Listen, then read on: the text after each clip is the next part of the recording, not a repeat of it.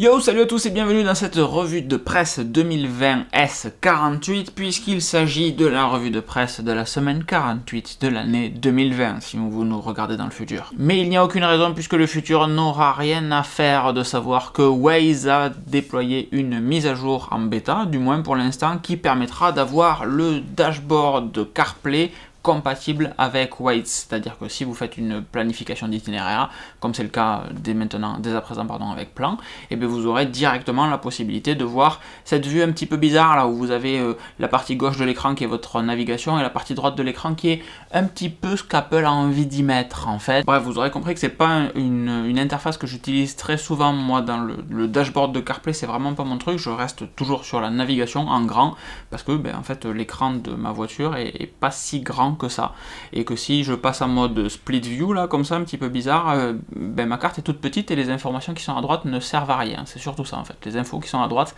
ne servent à rien. Je sais pas si c'est comme moi, si vous y trouvez un usage, je suis très curieux de voir vos réactions dans les commentaires pour me dire mais non ça peut marcher dans ce genre de situation ou c'est paramétrable dans ce genre de situation parce que manifestement j'ai loupé l'info. Elon Musk est maintenant la deuxième personne la plus riche de notre petite planète, derrière Jeff Bezos, avec une capitalisation pas du tout, avec une valorisation, avec un net worth en fait, de 128 milliards de dollars. 128 milliards de dollars. Vous auriez 1 milliard de dollars, vous feriez quoi avec en fait? C'est tellement gros, 1 milliard de dollars, ou d'euros pour cette problématique, mais 128 000, je n'ai aucune espèce d'idée. La montée stratosphérique en fait de Musk jusqu'au rang de deuxième personne la plus riche de la planète vient essentiellement de l'action de Tesla qui a fait un x5 depuis le début de l'année, x5. Et évidemment, Elon Musk étant le propriétaire de Tesla et peut-être l'actionnaire majoritaire, faudrait que je creuse ça, j'en ai aucune espèce d'idée, mais je suppose que c'est une des personnes qui a le plus d'actions de Tesla. Il est encore plus riche. 128 milliards de dollars. 128 milliards.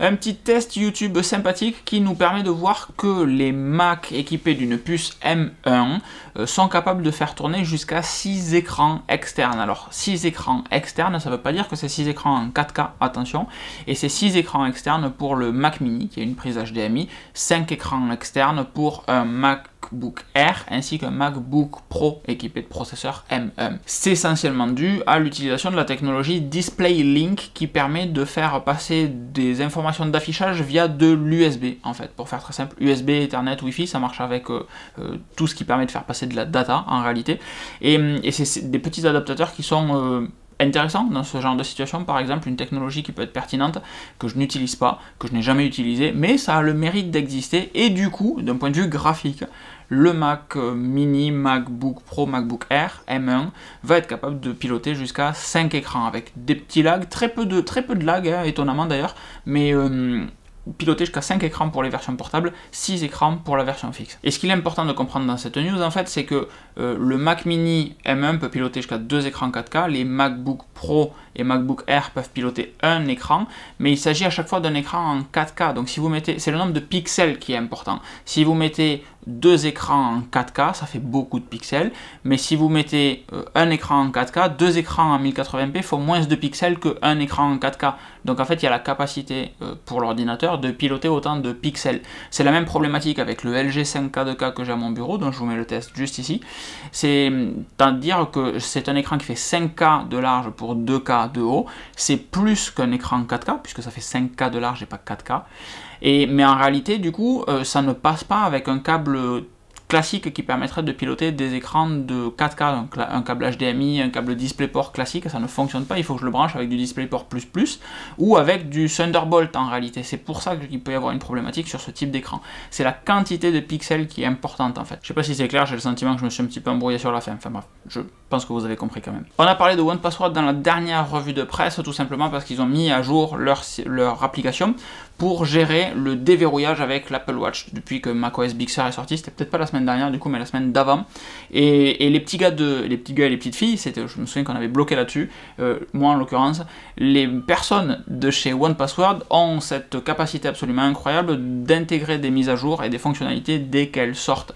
Donc, la version bêta de 1Password inclut une application universelle, c'est-à-dire que vous avez et le code pour Intel et le code pour Mac équipé d'une puce Apple M1 et c'est méchamment rapide avec une puce Apple M1. Ce qui me permet de vous rappeler, puisque j'ai bugué un petit peu juste avant, la revue de presse qu'on fait chaque semaine, je réalise une autre chronique qui est en premium, qui s'appelle le podcast XXL.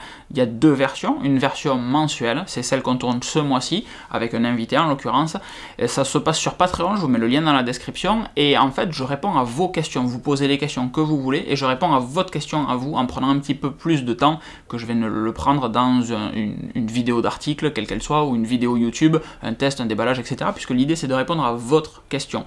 Et il y a une deuxième chronique, du coup, le podcast XXL hebdomadaire, qui lui est à 5 € mensuel et qui vous permet chaque semaine, juste après avoir tourné la revue de presse, je tourne le podcast XXL hebdomadaire qui est dédié aux personnes qui ont en plus un Discord, en plus l'accès aux vidéos YouTube avant qu'elles ne sortent. Donc dès qu'elles sont tournées, ça peut être une semaine à l'avance, comme ça peut être quelques heures avant qu'elles soient publiées, il n'y a pas d'engagement là-dessus, mais les vidéos sont toujours publiées à l'avance sur le Discord et je réponds aux questions que vous pouvez vous poser chaque semaine dans une vidéo dédiée qui s'appelle le podcast XXL. Vous avez le lien dans la description. C'est pour ça qu'en fait, des fois je bug un petit peu et je vous dis hey, bienvenue dans ce podcast. Non, pas du tout. Et je suis obligé de refaire ma prise. Bienvenue dans la revue de presse parce que la revue de presse est nouvelle pour moi alors que le podcast XXL existe depuis des années. On enchaîne avec Tesla. On parlait d'Elon Musk il n'y a pas longtemps. Tesla qui fait un rappel de beaucoup de véhicules. 9537 véhicules aux États-Unis, 9136 modèle X 4 de 2016 et 401 modèle Y de 2020. Alors le plus gros rappel concerne les modèles X tout simplement parce qu'il manquerait une couche d'après sur le toit. L'après, c'est ce qui permet d'améliorer l'adhérence de ce qui va être collé, des garnitures qui vont être collées sur le toit. Et donc la problématique est un petit peu relou, c'est-à-dire que le toit peut vous tomber sur la tête quand vous conduisez. Et ça c'est moins fun effectivement, donc on fait un rappel pour ça, parce que sur certains véhicules, il peut manquer la fameuse couche d'après et du coup le toit peut juste tomber. Le deuxième rappel, il est moins fun, qui concerne 401 modèle Y, c'est tout simplement des boulons qui se dévissent dans la colonne de direction, si j'ai bien traduit mon anglais, et ça c'est pas fun du tout, le boulon qui se dévisse dans une colonne de direction, ça peut être un petit peu embêtant. Le Parlement européen vient de voter une loi pour la réparabilité. Alors concrètement, comment ça se manifeste? J'ai un petit peu de mal à trouver des infos et à comprendre du coup en quoi c'était important, en quoi c'était un game changer. Et en fait, c'est tout simple, c'est que le Parlement européen va demander aux fabricants, aux fabricants, pas aux vendeurs, aux fabricants, d'indiquer sur un produit qui est commercialisé un score de réparabilité, la durée durant laquelle les personnes pourront réparer les pièces de rechange, les pièces je me perds le nom, ouh, c'était dur ça. La durée durant laquelle les pièces de rechange pourront donc être achetées par l'acheteur final du produit pour réparer un produit. Bref, cette espèce de score de réparabilité, il est déjà utilisé par la société iFixit qui démonte tout ce qui sort sur le marché en fait, les derniers iPhones, les derniers Samsung, les derniers Google, les derniers MacBook, etc. Tout est ouvert par iFixit.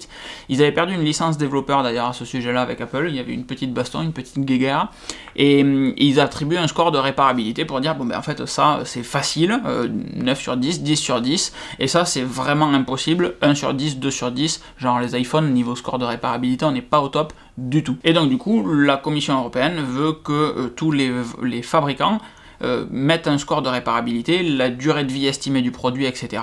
au moment de l'achat, que le consommateur final puisse avoir ces informations. Et ça va très très loin, et c'est plutôt sexy, évidemment, bien sûr, ça permettra de juger davantage de trucs, et je suis curieux de voir comment on va évaluer, estimer la durée de vie d'un produit. Et je suis curieux de voir si on l'applique réellement sur un iPhone versus un Android, par exemple. Est-ce qu'il y aura des specs, est-ce qu'il y aura des critères qui feront que on comprendra enfin le grand public comprendra enfin qu'un iPhone, c'est pas juste un produit sexy et hype et « il me le faut », etc. C'est réellement un produit qui dure plus longtemps que l'immense majorité des téléphones Android qui seront plus supportés qui ne supporteront plus les mises à jour très rapidement, etc. ou qui vont être constitués de plastique et qui vont se désolidariser. Pas tous, c'est pas un troll, pas tous, mais quand même la majorité. Autre petite news, la Libra de Facebook sortirait, si je lisais mes titres avant, ça serait peut-être un petit peu mieux, hein. La Libra sortira en janvier 2021, donc janvier 2021, c'est dans un mois à peu près.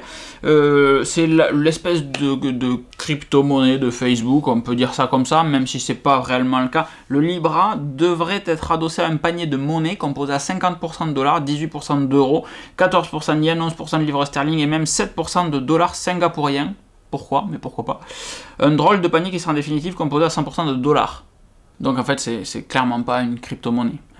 C'est juste une monnaie alternative basée sur d'autres monnaies pour avoir de la stabilité. Et encore une fois, il y a de très fortes chances que ça soit juste une autre monnaie basée sur le dollar. Mais avec son propre cours, etc. Donc ça peut évoluer à la hausse comme à la baisse en fonction des actualités sur Facebook et ou le dollar, indépendamment l'un de l'autre. Donc si Facebook se porte super bien ou qu'au contraire on découvre des scandales incroyables sur Facebook, même si les gens s'en foutent un petit peu quand il y a des scandales sur Facebook, la Libra peut très bien perdre en valeur, même si le dollar reste stable, même si toutes les monnaies sur lesquelles elle est adossée restent stables. Donc bon, ça c'est un truc que je suis de très loin, je vous cache pas, j'en ai un petit peu rien à faire. Voilà. Et pour finir cette revue de presse hebdomadaire, je vous mets dans la description, pas du tout dans les commentaires, je vous mets dans la description un lien vers un thread Twitter que j'ai trouvé passionnant de Rob Graham sur l'explication des processeurs Apple M1 et de pourquoi ils sont si rapides par rapport à d'autres processeurs. Donc il y a des notions de jeu d'instruction Intel, donc x86 et ARM, très intéressantes. Et ces notions de jeu d'instruction, en fait, c'est la problématique globale sur l'utilisation de Windows ARM et d'applications en x86 en même temps qu'on a un Windows ARM. Et en fait, Apple a triché sur cette partie-là, c'est-à-dire que généralement un processeur ARM a son jeu d'instructions en ARM, et quand on veut exécuter une application en x86, on traduit à la volée les jeux d'instructions, ce qui est en fait la manière dont le processeur vient discuter avec la mémoire, pour faire simple. Apple a triché sur cette partie-là, c'est-à-dire qu'ils ont ajouté les jeux d'instructions Intel dans leur puce Apple M1, c'est-à-dire que la puce sait faire et du ARM et du Intel, c'est-à-dire que du coup, quand le Mac exécute via Rosetta une application en x86, et bien en fait le processeur, enfin la puce Apple M1 vient chercher le jeu d'instructions pour discuter entre le CPU et la mémoire qui sont un jeu d'instructions Intel, puisque natif déjà intégré dedans, et en fait ça se résume juste à traduire l'instruction ARM en x86 pour que l'instruction puisse passer ensuite entre le CPU et la mémoire. Donc ça fait que Rosetta 2 est excessivement rapide, parce que tout existe déjà, la puce Apple M1 sait parler la langue d'Intel, pour faire simple, la langue du x86. Et ça c'est très très classe. Une autre des fonctionnalités qui est super cool, c'est que quand Intel voulait faire des processeurs à faible consommation énergétique plutôt, et bien en fait il faisait des processeurs qui pouvaient monter jusqu'à 4-5 GHz de fréquence, et il les faisait tourner ensuite à 1 GHz. Apple a fait l'inverse, c'est-à-dire qu'ils ont fait des processeurs qui sont efficients, qui vont tourner très bas en termes de fréquence, et d'autres processeurs qui sont très performants en scindant les deux. Donc si on a besoin de performance, on allume les processeurs qui sont puissants, les 4 CPU qui sont puissants. Si on a besoin d'autonomie, enfin si on n'a pas besoin de performance, en réalité, on tourne uniquement sur les 4 cœurs de processeurs ou les 4 processeurs. Je vois partout 4 processeurs, donc est-ce que c'est 4 processeurs réels ou 4 cœurs de processeurs? Moi j'avais compris 4 cœurs de processeurs. Et on tourne sur les 4 cœurs de processeurs du coup qui sont tournés vers l'efficience. Ça fait qu'on va avoir une autonomie de dingue, et quand on a besoin de puissance, soit on allume que les cœurs puissants, soit on allume tout, comme quand on fait un encodage vidéo par exemple, on met tout à 100% et roule ma poule. Et ce serait super intéressant pour l'explication de ce fonctionnement là. Donc il y a pas mal de petits trucs sur le rendu des pages web, etc., qui passent par du JavaScript, et pas, enfin, le rendu des pages web, même si la page met autant de temps à se charger, en fait la sensation de rendu d'une page va beaucoup plus vite avec Safari sur un Mac équipé d'un processeur Apple M1, du fait du JS tout simplement. Bon, c'est un peu técos, je vous mets le lien, et j'arrête là-dessus. Cette revue de presse se termine donc sur ce petit thread un petit peu técos, histoire de vous garder en haleine, tout ça. Merci à tous de l'avoir suivi. Je vous donne rendez-vous demain pour le test complet du Mac Mini Apple M1 qui en fait va se transformer en comparatif entre le Apple M1 et le Core i7 64 Go de RAM, 10 Gb Ethernet que j'ai au bureau. On vous fera un petit je sais pas pourquoi je dis on, je vous ferai un petit comparatif entre les deux. Quand j'ai parlé bureau, en fait, je parle toujours en on parce que mon service est une équipe et que voilà, bref, c'est hors sujet complet. Donc rendez-vous demain pour ça, et rendez-vous du coup jeudi pour le setup complet de mon bureau, vous expliquer qu'est-ce que j'utilise et pourquoi. Ça va être cool. Je vous fais des grosses bises et je vous dis à très vite. Ciao ciao.